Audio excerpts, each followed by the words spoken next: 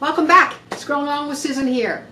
I'm putting together a new video and I'm going to show you how I take raw lumber and turn it into nice processed 1/4 inch thick pieces so that I can use it on a scroll saw. So here's a piece of 1 1/8 inch thick raw walnut, and I have a lot of work to do to this before I can actually use it on a scroll saw, and I have the equipment to do so.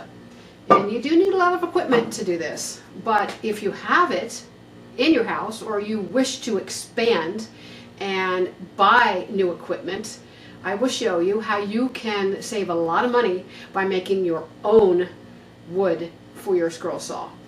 And here are my final results of some pieces of wood that I processed down to 9-inch rounds, and I ended up using walnut and maple and turn these into yin yang bonsai trees. So you can do a lot of things, but you have to get there first. You have to process the wood. So I will be using my jointer, my planer, my bandsaw, and my router with some router attachments to make the rounds. I love round pieces and I love ellipses. Here are two that I use on my router. I made an ellipse, and I use this as 1/4 inch Baltic birch plywood, and it's really the strongest type of wood that you need to have to cut out portraits, because you're cutting such fine thin lines with it. You don't want to risk of anything possibly chipping away, especially on the front of it. It will look terrible. And then here's a piece of MDF that I use to make a round circle. This is just my demo that I use when I want this size. I will use this as a demo when I'm routing out circles. So I hope these videos are going to be helpful for you, and let's get started.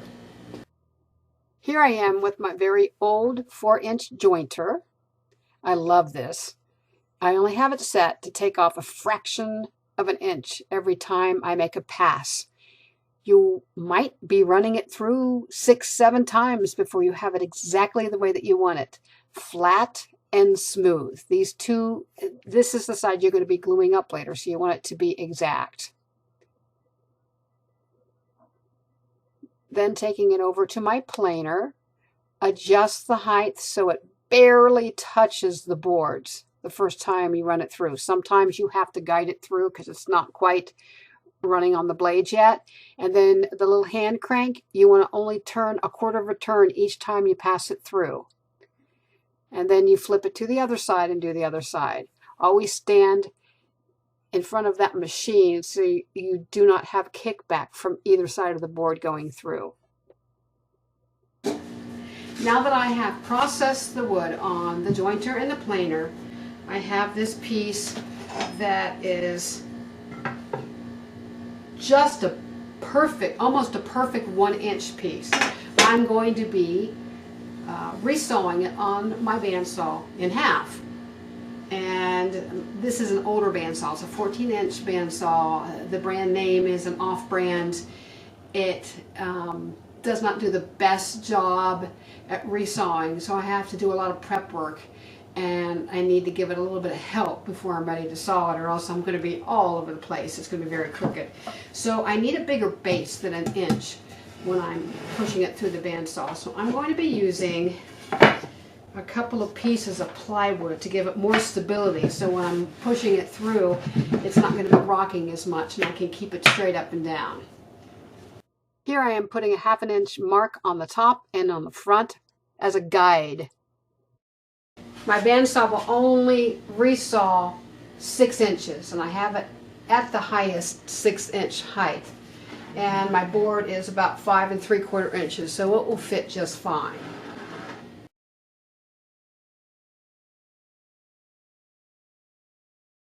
This bandsaw does not work well with a fence. Because of the blade and the give, I need the flexibility to twist and turn with it to keep as straight of a cut as possible. Do take your time with this. My technique on the bandsaw needs to improve a lot, but I have done these quite a few times, and I mean, it's definitely not perfect. You can see it go in and out and in and out, but I will be able to get 2 1/4-inch pieces out of here quite nicely. I'm going to run them back through my planer so that they are both exactly 1/4 inch thick, and then we'll be doing the glue up. Back at the planer, it takes a lot longer to check the thickest part of the board because you have to run that through to start cutting at that point. And sometimes you have to push it through because it barely touches the board. And then when you're changing the increments a 1/4 of a turn each time, you'll eventually get all of the board nice and smooth. And then you're going to be cutting it down to a 1/4 of an inch. Underneath my 2 glue up boards, I have a flat board and then plastic. I use plenty of glue on the side seams and plenty of light pressure on my clamps. Now it's time to do some light sanding to get rid of all the glue at the side seams on both sides. I now have both sides sanded very smoothly. They came together very nicely. I'm very happy with them. I have 2 sides to pick from. I know that there's a spot right here that we want to avoid, but I don't think it'll be a problem. So we have a 24-inch board, 24-inch long, and about 11.5 inches wide. I have a little pizza pie bottom that I'm going to be using, and this is about 10 3/4, almost 11 inches wide. And look at that, it fits just about perfectly. It gives a little bit of room on all sides to be cut, and I will be able to cut 2 rounds on this. Here I am marking the center and tracing around lightly, doing the prep work. I have made my share of jigs over the years for my routers and my other tools. I have a jigsaw jig as well for circles. This is the first one that I made out of MDF, and then I have one made out of plywood, and then this one was made for my jigsaw. And it did fine for circles, but you have to poke a little hole in your material, and I wanted something that that was seamless. It had no holes or anything in it. So I went out and purchased the Rockler Ellipse Circle Jig because I knew I'd be making a lot of circles and a lot of ellipses. And it was not cheap. It was under $100, but I have definitely got my money's worth out of it already. So I will be putting double-sided tape on the bottom of it, securing it right on my wood, and be able to cut out my circle perfectly with my Rockler jig. I am placing my double-sided carpet tape in 3 pieces to the back of my base, and then I'll flip it over and secure it to the wood. I am securing the pin to the base where the router jig will fit on, and then I will be test driving it before I actually start routing, making sure everything fits.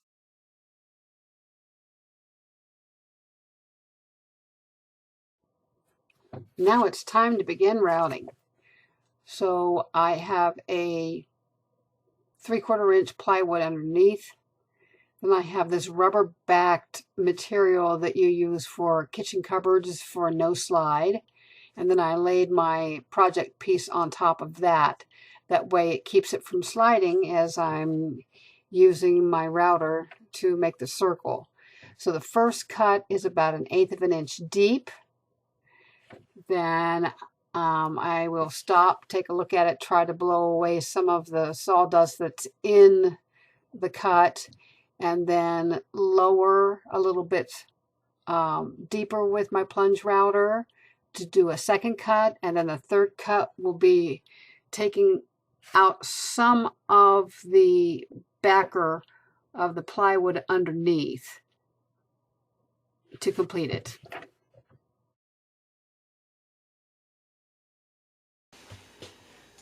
I don't know if you can see this all that well, but man, is the router messy. There is just tons of sawdust all over the floor from the router. it's really hard to put a hose on it to suck up all the extra sawdust.